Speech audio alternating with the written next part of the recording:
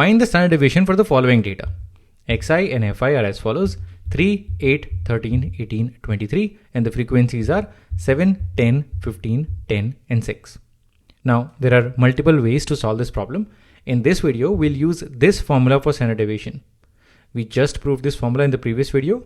If you want to check the derivation, pause the video and check that video out. Okay, so let's apply this formula in this problem.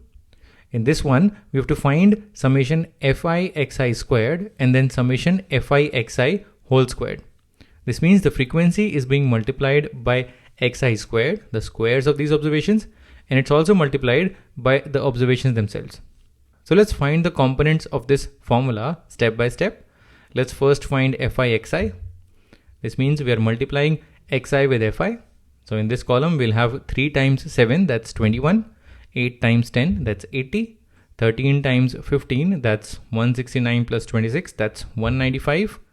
Then we have 18 times 10, that's 180. And then 23 times 6, that's 150 minus 12, that's going to be 138. So we have Fi xi. Then we also need Fi xi squared. So let's square these observations. Xi squared will be 3 squared is 9, 8 squared is 64, 13 squared is 169, 18 squared is 324, and 23 squared is 529. Now as the next step, we'll multiply xi squared with these frequencies. So let's add another column, Fi xi squared. This is 7 times 9, this is 63, 10 times 64, that's 640. Then we have 15 times 169, that's going to be 1500 plus 900 plus 15 times 9, that's going to be 135. So that's 2535. Then we have 10 times 324, that's 3240.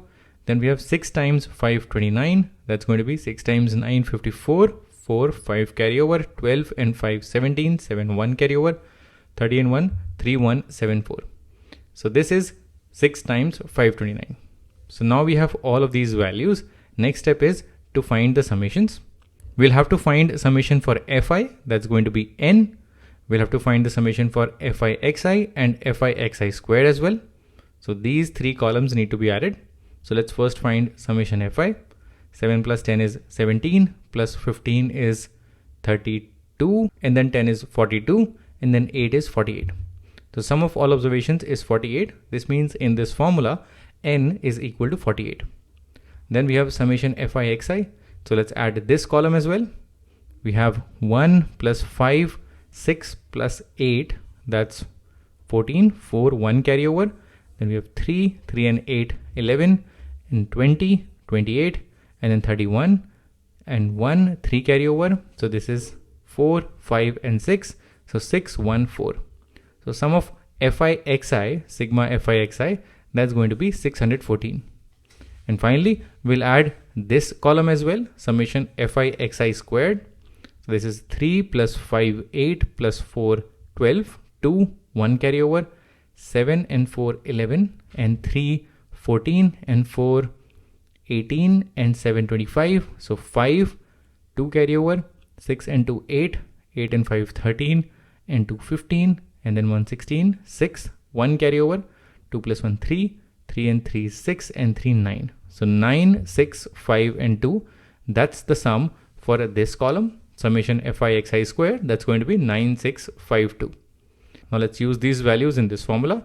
Standard deviation is 1 by n, so that's 1 by 48, square root of n sigma Fi xi squared minus sigma Fi xi squared.